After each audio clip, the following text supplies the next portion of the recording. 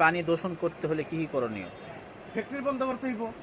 Factory বন্ধ করলে শ্রমিকদের ভবিষ্যৎ তো অন্ধকার। শ্রমিকরা সবাই কৃষি কাজ করবো।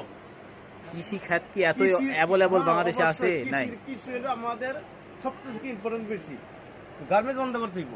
কৃষিতে ধরে কারণ এখন কৃষি সব গার্মেন্টস বন্ধ। তো বাংলাদেশে একটা মূল অর্থ চালিকা শক্তি।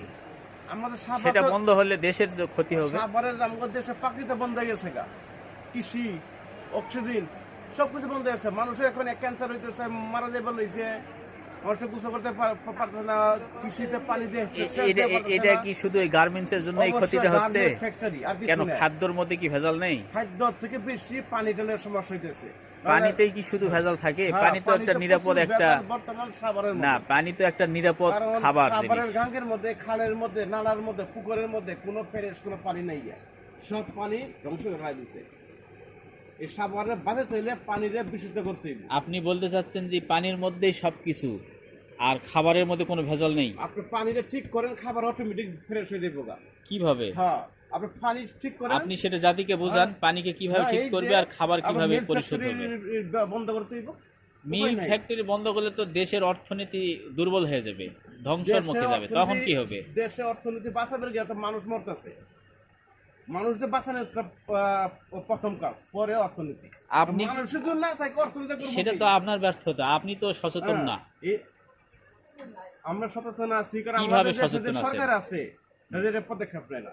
সরকারের ব্যর্থতা। এটা আপনারও ব্যর্থতা, কারণ সরকার আপনি গঠন করছেন। আমাদের দেশের মানুষকে বাঁচাইতে, এই দেশটাকে বাঁচাইতে যারা দেখে এটার খোলা পানি দূষিত, মানুষের কৃষি নেই গিয়ে, কৃষি কাজ করতে পারে না, ওই পানির মধ্যে মানুষ গোসল করতে পারে না, গরু বাছুর চাপাইতে পারে না, কিচ্ছু করতে পারে না। এই পানির মানুষের পানির দিকে তাকাতে পারে না। পানির মধ্যে একটা পুক, এই পুকও পর্যন্ত নাই গিয়া। খাল, বিল, নদী নালার পানি এমন একটা হয়েছে, রাবের মতন ঘন হয়েছে গা। এটা কি দেশের পানি হইলো? ফ্রেশ কোনো পানি নেই আমাদের দেশে, আমার সাভারের মধ্যে। কিন্তু এটা তো আপনি এমন একটা কথা বললেন, এটার প্রতিকার করতে গেলে তো আপনি দেশের অর্থনৈতিক মানে একটা ধ্বংসের পথে। ধ্বংসের দিকে সরকার ব্যবস্থা করতে হইব। এইটা চিন্তা ভাবনা কি করতে হইব?